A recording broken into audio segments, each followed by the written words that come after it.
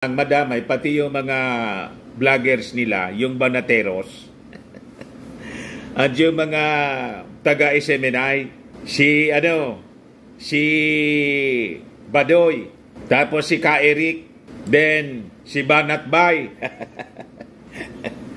Yung mga banateros po, malamang madamay po sa makasuhan po ng ating mga kapulisan sa pagtatago po kay Kibuloy. Pilit nilang nililihis yung ating mga authorities. Hindi sila umobra po sa kanilang mga propaganda.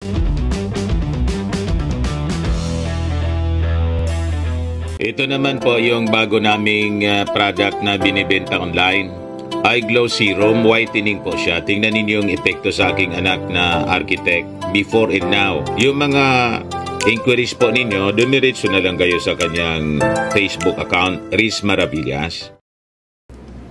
Bumuo na mga kababayan ng team, special teams, yung ating Philippine National Police para mag-imbestiga po sa mga protektor ni Kibuloy. Saka para hantingin mga kababayan si Harry Roque. Issue to kill order na po ninyo.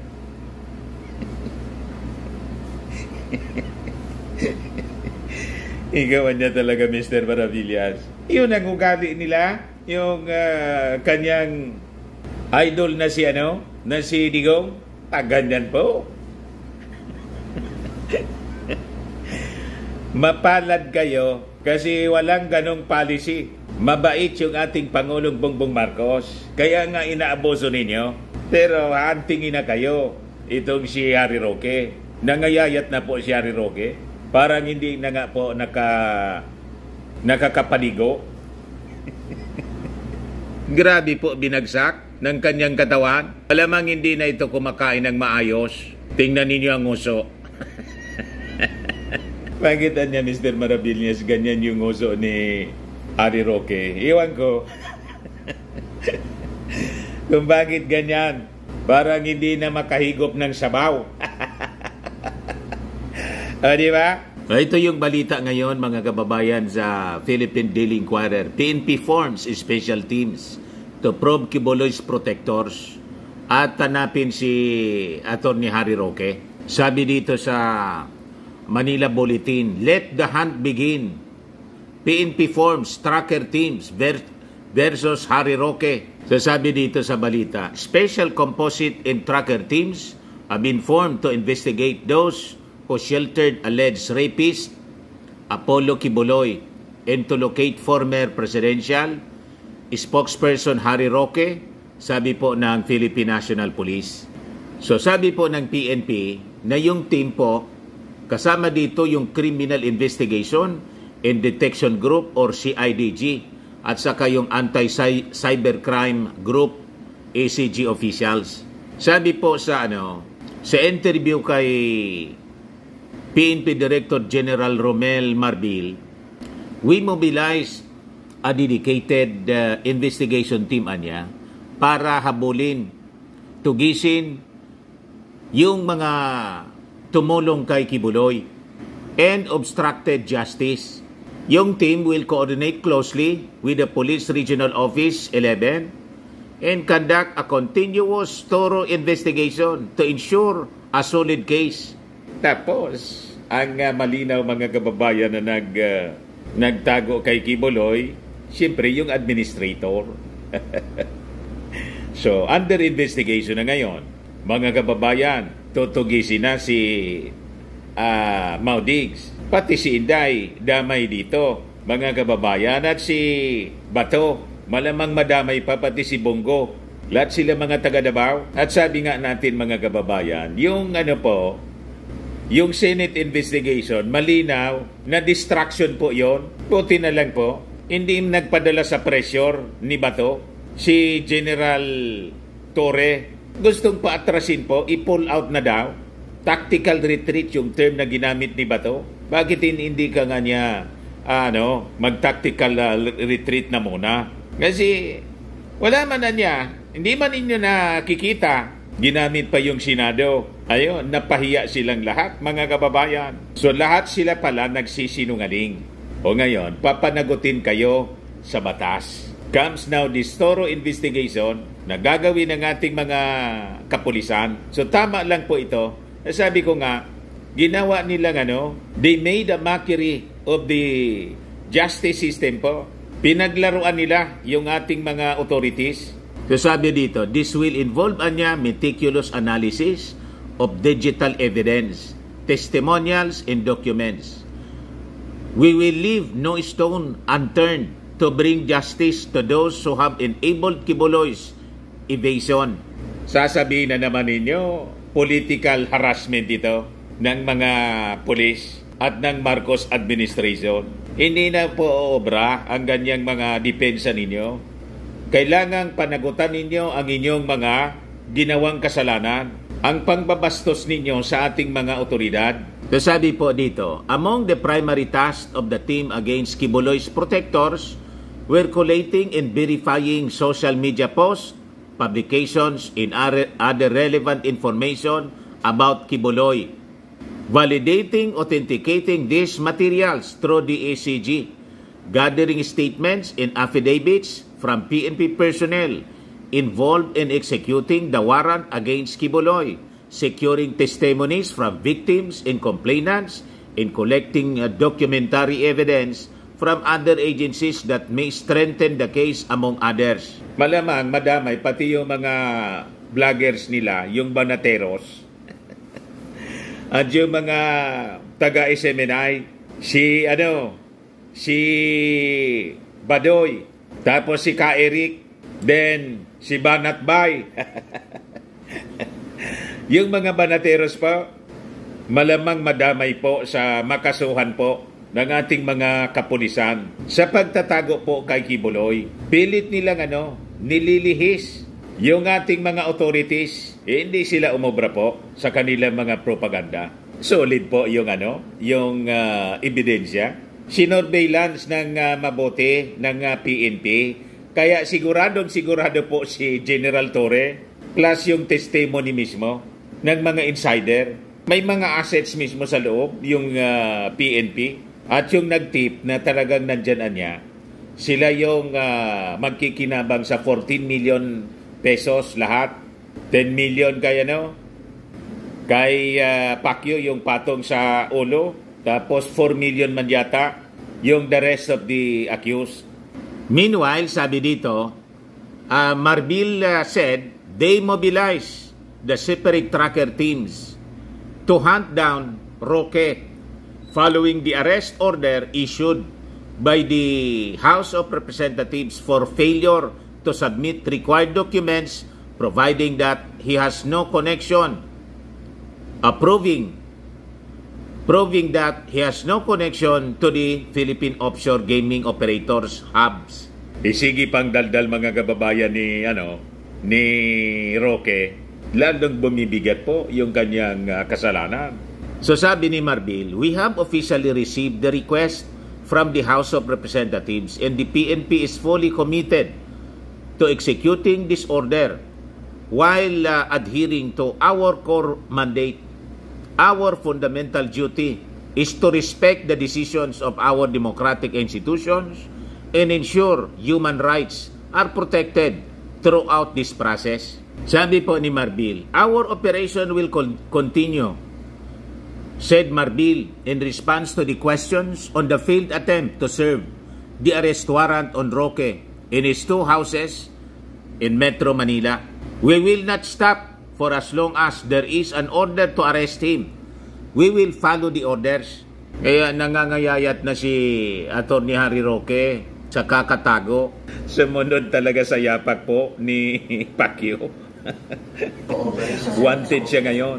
Ngayon, sabi dito sa balita, two House leaders on Tuesday censured fugitive former presidential spokesperson Harry Roque for declaring that he would not surrender to the Quad Committee probing Philippine offshore gaming operators or POGO's illegal drugs and extrajudicial killings or EJ case, both saying that flight is an indication of guilt.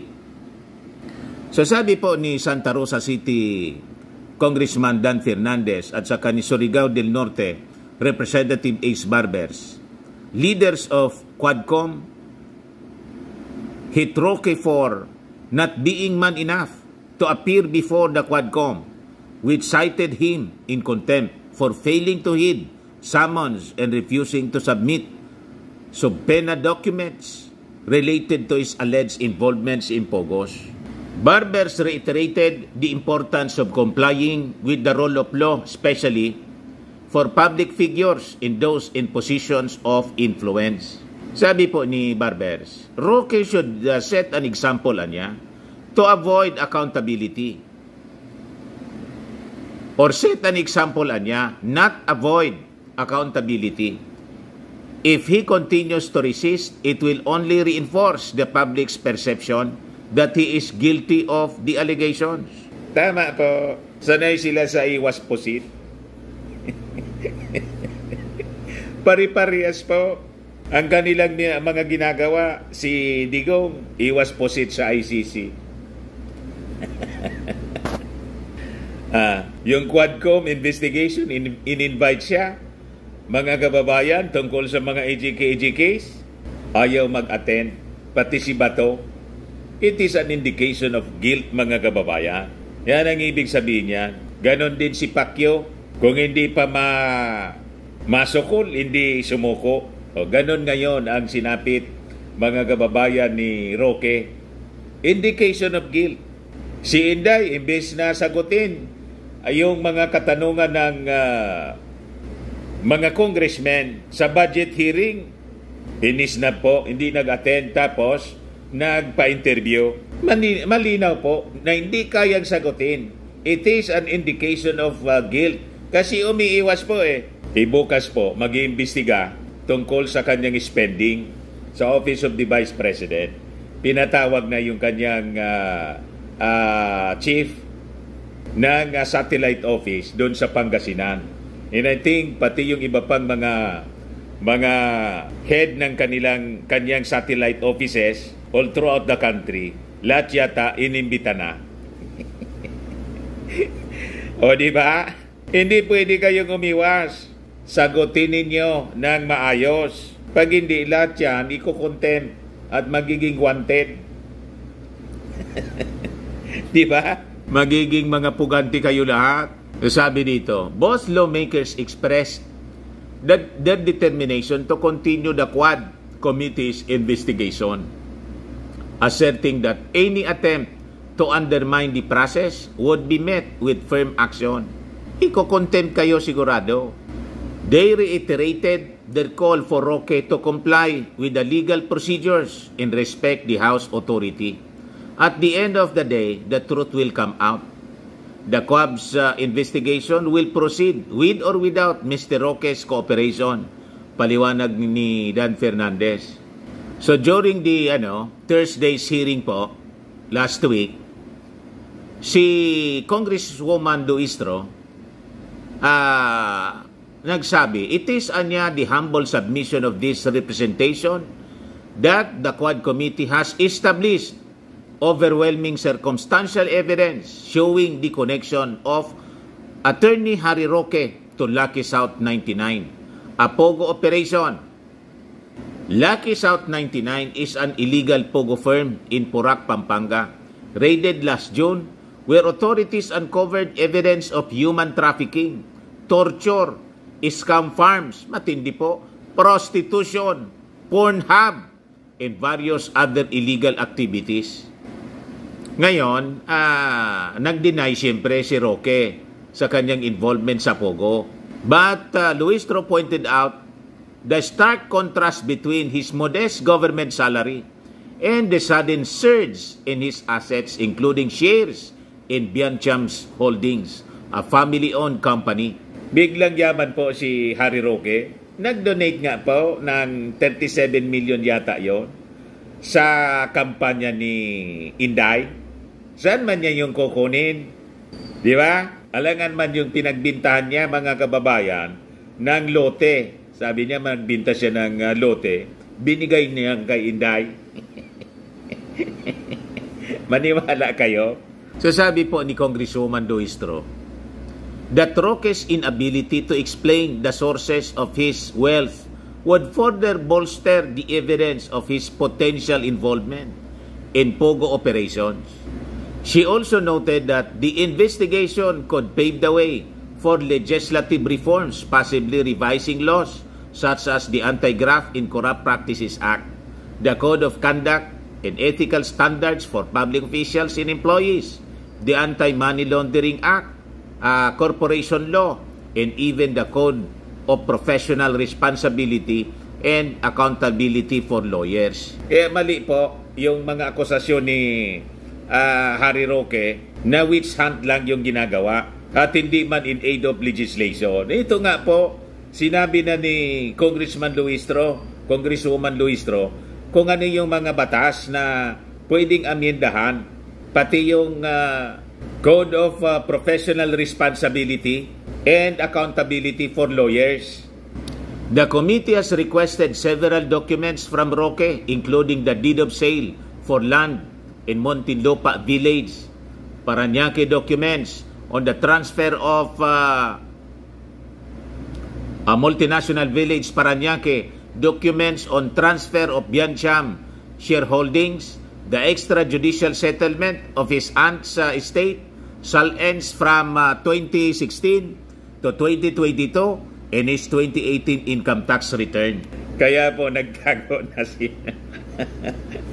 Mabobuking yung kasinungalingan niya, mga kababayan. Mabobuking ng Congress, kaya nagtago na lang.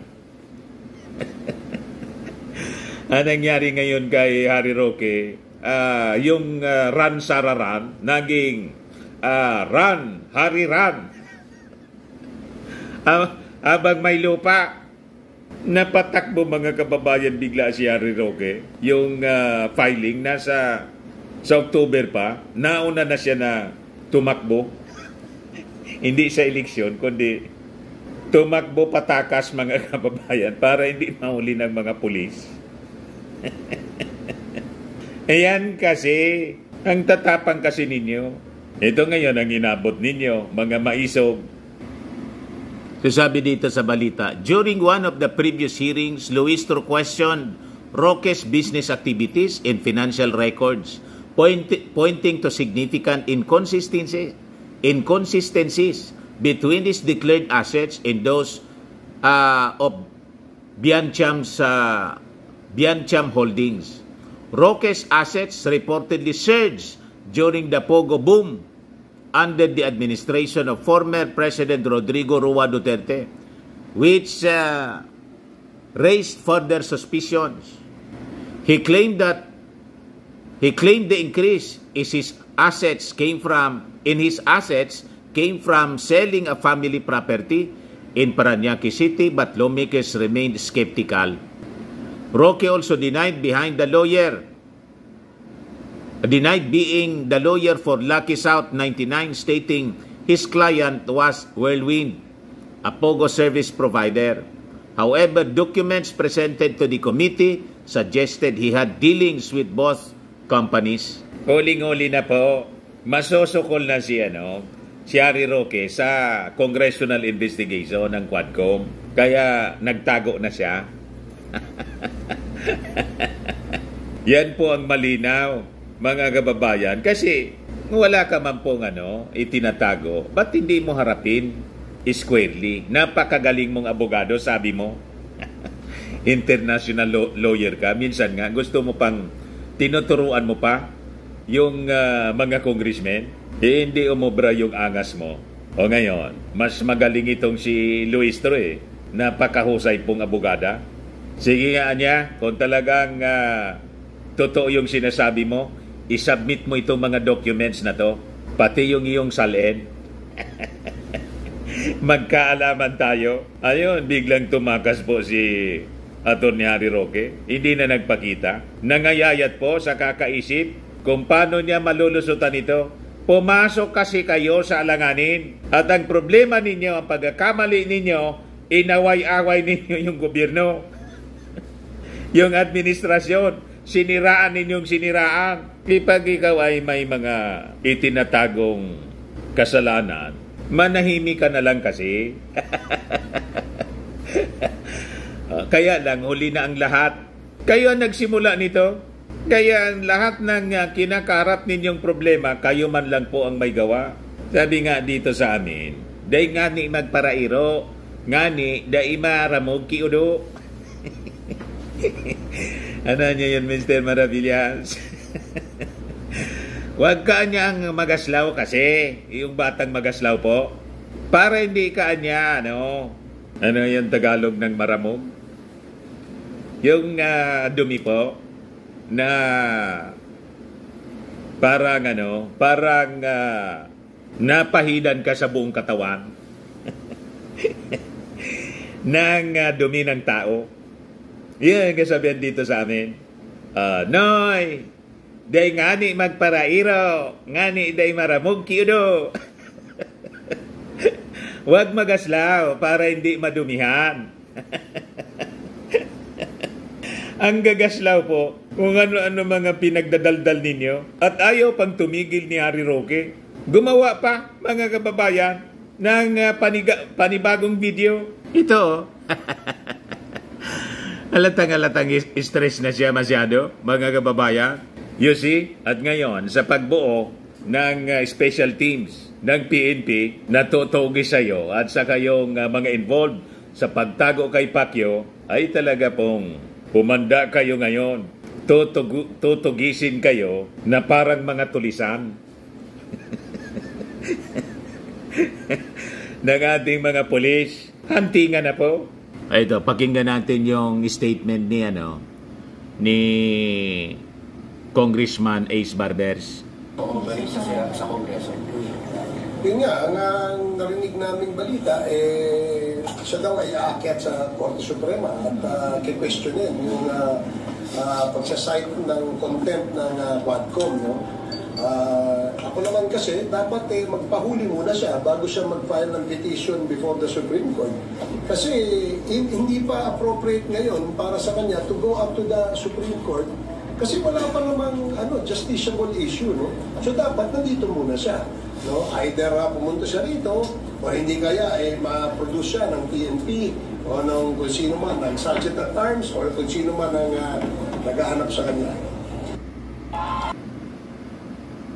Sa mga naghanap ng malinis and spacious fitness gym, pumunta lang po kayo sa aming Colossal Fitness Gym. We also offer Grab Car Rental with our brand new 2023 model ng Toyota Innova. We also accept booking for those who are planning to travel via PAL, Cebu Pacific, and other airline companies, local and international, and bills payment for Meralco Bills, PLDT, Aleco Bills, etc. Ang Colossal Fitness Gym is located at 3rd floor Security Bank Building, Landco Business Park, Legazpi City, Albay. For inquiries, look for Chilon Maravillas. Contact number 0966-802-0949. Yan yung aming Innova. Lagi na pong matao sa amin. Pati mga foreigners po, tingnan ninyo. Mga British tourists sila. Ang lalaki ng katawan na, mga kababayan, nag-gym sa amin. Ito naman po, Indian National. Ito mga mga European sila. Ito naman yung bago naming product na binibenta online, iGlow Serum. Whitening po siya galing sa South Korea. Tingnan ninyo yung epekto sa aking anak na architect entrepreneur, Riz Maravillas. For inquiries, look for Riz Maravillas on FB. Ito naman po, Firmax Firming and Lifting Cream. Pinapahid po ito sa mga pulses and affected area. Mahina po ito sa mga pains at paninigas na mga kasukasuan. Ito po, Automax Radiant Serum. Sa mukha naman yung application. Anti-aging po siya. You will look 10 years younger than your age. Sa mga cancer patients naman po, baka lang gusto ninyo itong itry. Nengxia Red Mix Fruit Drink. Hindi man po siya gamot, food supplement siya. Kaya lang, gawa siya mga kababayan sa goji berry. Yung goji berry may anti-cancer properties. Yung mga inquiries ninyo, dumiretso na lang kayo sa aming messenger sa Facebook para masagot namin agad. Ayos po. Ako po si Dante Maravillas. Bye-bye. God bless.